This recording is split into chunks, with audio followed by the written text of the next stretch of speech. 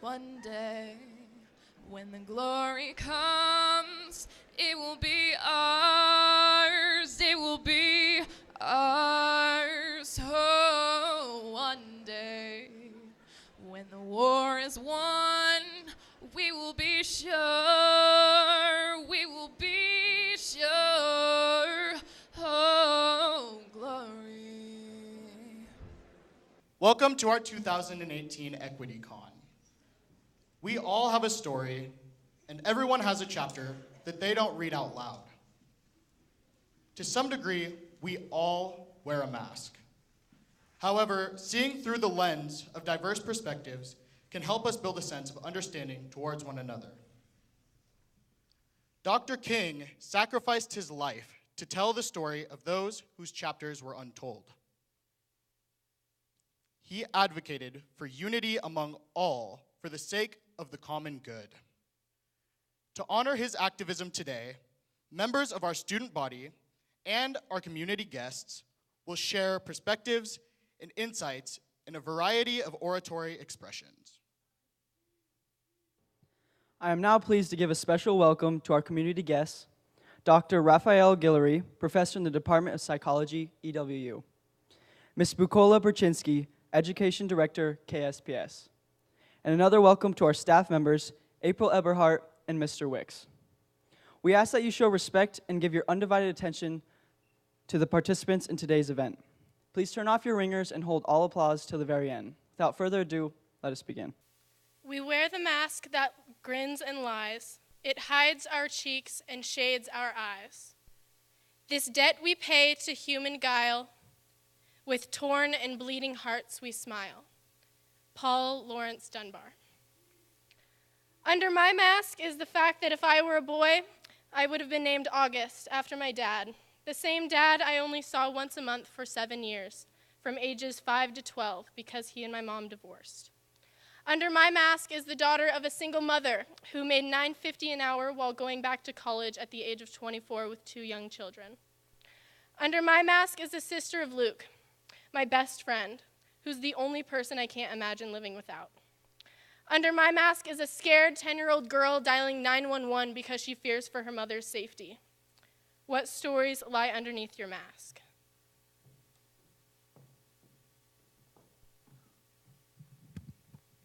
Why should the world be overwise in counting all of our tears in sighs?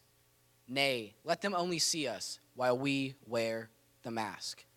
Paul Laurence Dunbar. Hey man, so what are you? I'm hungry. When's lunch? No, like race. Oh, I'm Mexican and white. But you don't look Mexican. Well, I'll let you in on a little secret. I'm undercover. No, you're Asian because you get good grades. Do I have to drive up in a taco truck speaking Spanish while wearing a sombrero in order for you to recognize that I'm Mexican? No. Underneath my mask, I ask, what in the world does my race have to do with the way I think?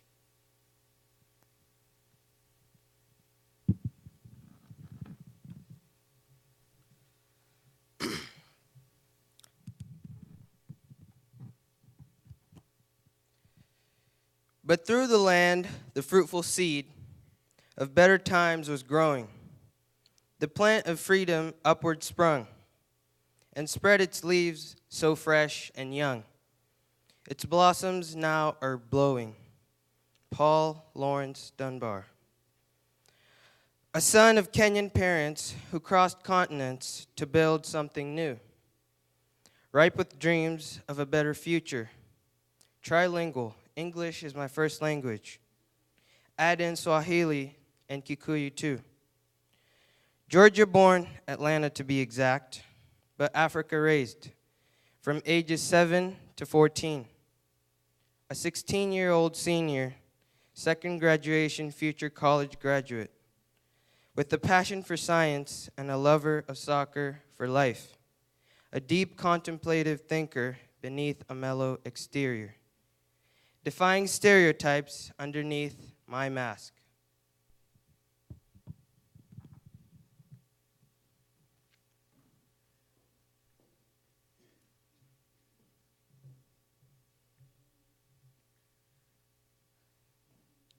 The life some live is much different than yours. And you could say that's how it seems, but here's why I'm sure. See, some folks won't like me just because I'm brown. And if it's me or it's you, I'm the one they put down. And when some come out as gay, it's fun to pick and play. People stare and they stop. It's like their heart drops. 'Cause two of the same sex, that just ain't right. And I guess it's a shame to like who you like. Mixed, I can't act too black, and I can't act too white. I have to pick a side, I have to pick a life, to play my role and do my part, because being biracial isn't art. Right now, why do we have to hate? Why do we see color? Let us grow together. Let us love one another. Our school's so cool, and that's how it should be. When you look around after today, let sincere kindness be what you see. Right now, we should care more. Right now, we should share more. Why are we so broken? Rejection to hate should never remain unspoken. We are calling on each of you. Highlanders, you're chosen. To change the school, let us put harmony in motion. Compassion is worth it. We each have a story.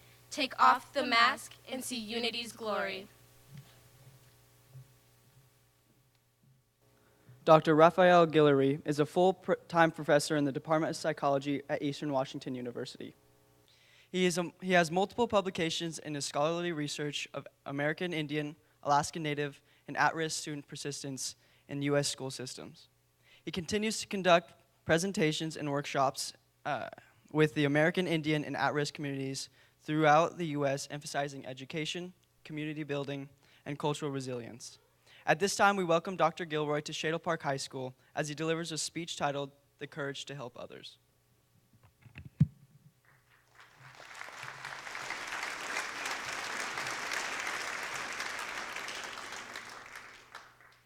Okay, my name is Dr. Guillory. I would like to thank Mr. Wicks for this time to speak to you all today. And one of the things that I wanted to talk about is just real fast, and I'm going to time this, so I'll make sure that I'm on cue here.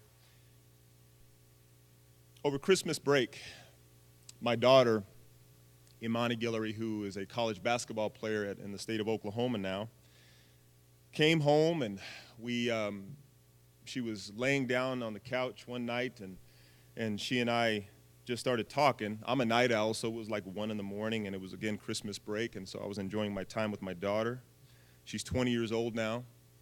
And just a little bit of background, my wife and I, we're from the Nez Perce Indian Reservation in a small town called Lapwai, Idaho. How many of you all heard of Lapwai? Anybody ever hear of Lapwai? How about Idaho? Have you ever heard of Idaho? Okay, that's where I'm from. Now, it may seem like I look like I'm maybe Puerto Rican or whatever, but I'm actually African American, Mexican, and Native American. But back to my daughter, as she was sitting on the couch and she started talking about things in school down in Muskogee, Oklahoma, which is considered Indian territory if you know anything about your history, and there's a lot of history there between African Americans and Native Americans in that part of the country. I asked her that night, what was it like for her to go to school here in Spokane? And I know my daughter, and it's something about your child that there's certain things that you come to understand about your babies or your children, the nonverbal mostly. She got real quiet.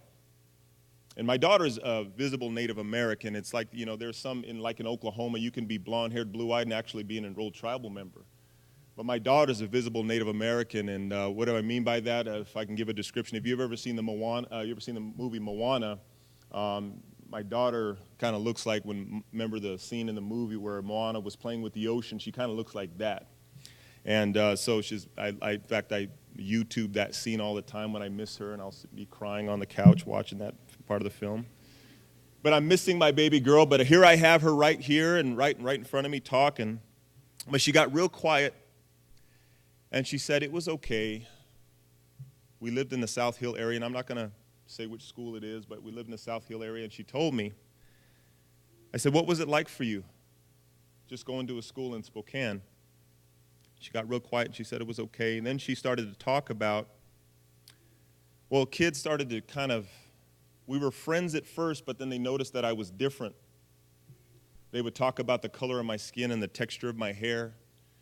Then it went over time, it went from being different to dirty. She said that the kids would look at her and say, your skin, it's dirty. Then she would talk about how it went from dirty, she went from different to dirty to being a dirty Indian. These kids would say this to her. And I sat there just kind of, as a father, you feel like you're in shock. And as I listened to my daughter, as she said this, I looked back and I thought to myself, I didn't know. She didn't tell me she was going through any of this. There was boys that she would like, and they would say, oh, or boys would like her, and some girls would mock him and say, you want to go out with that dirty Indian? I didn't know. This was about the 4th or 5th grade. Then she told me, then I thought about it, and I remember things that kind of made me think, okay, I understand why she did what she did back then. I remember there were times where she would take her hair and she would literally start plucking her hair out. And I didn't know why. I asked her one night, I remember when she was around 10 years old, why are you doing that? She says, I don't know. And then she started actually pulling out her eyelashes. She was doing this to herself. And I didn't know. But over time, by God's grace, my daughter found her place. She became a basketball player. She found her place. She went on to play for the LC Tigers, and she was good enough to get a scholarship to play at Spokane Falls, and she helped Spokane Falls Community College win their first NWAC championship in 33 years. She even hit the game-winning shot. She found her place, and then she was good enough to get a college basketball scholarship to play in Oklahoma, the state of Oklahoma. She played last night, and she helped her team to win, but she found her place.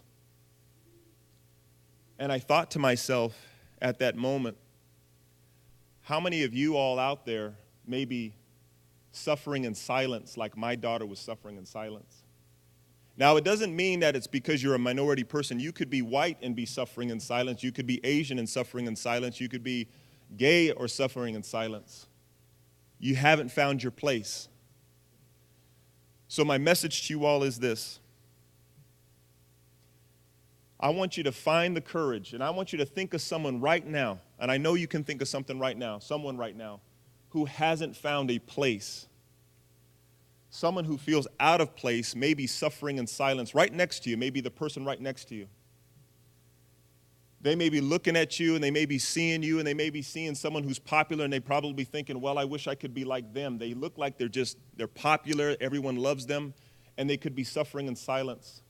But what I would like you to do is take a moment, and I want you to just turn to your neighbor right now, and I want you to give them a word of encouragement. I want you to turn to your neighbor right now, the person right next to you, and I want you to say to them,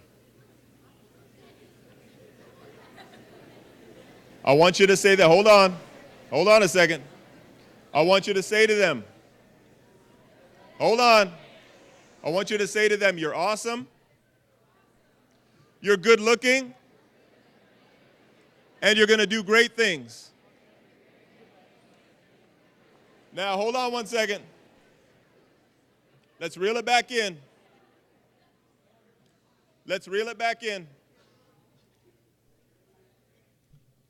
So as you're looking at someone and you're telling them awesome, and they're good looking, and they're going to do great things, give a word of encouragement to someone today. Find the courage to help someone you know. Find the courage to help someone you know find their place. Fortunately for my daughter, she found her place.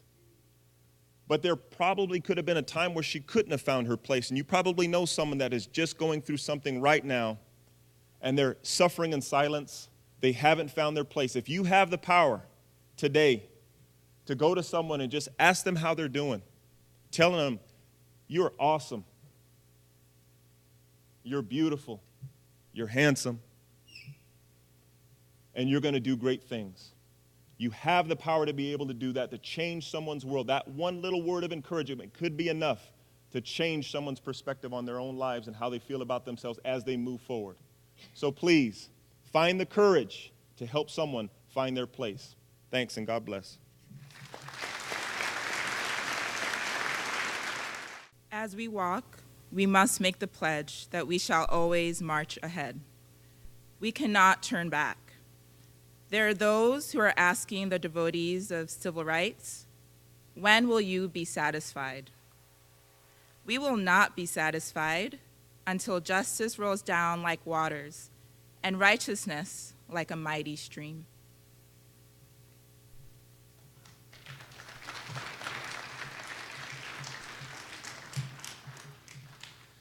I have a dream that my 4 little children will one day live in a nation where they will not be judged by the color of their skin, but by the content of their character.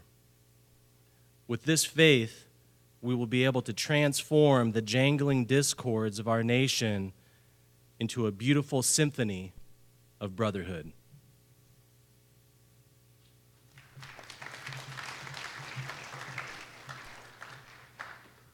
With this faith, we will be able to work together, to pray together, to struggle together, to go to jail together, to stand up for freedom together, knowing that we will be free one day.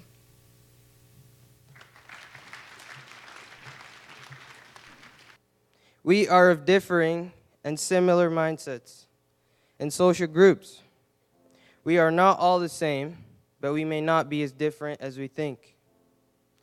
Let our differences never be a reason for a lack of humanity, courtesy, or empathy for one another. Instead, let our differences stimulate us in an upward direction. In this chaotic world, there is so much to be discouraged by, yet there is so much to be excited about. If your heart breaks when you turn on the television to see injustice in our world, take that as an encouragement to make a change. We do not have to stay stagnant. We are dreamers, believers, and doers. Every person and every story here at Shadle Park High School has purpose and value. Today, Shadle Park, I challenge you to learn the story of someone you don't know. Listen to them, do not just hear them. Allow them to take off their mask. United we stand. Divided we fall.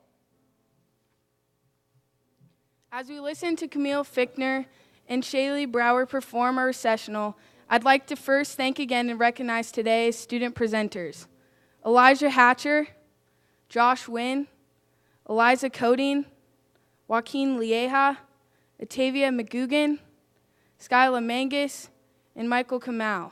And I'd also like to thank Miss Eberhardt for all her work that she did for this project. Thank you, guys. Now the war is not over, victory isn't won, and we'll fight on to the finish. You guys may now return to your third period classes. Thank we'll you. Cry glory,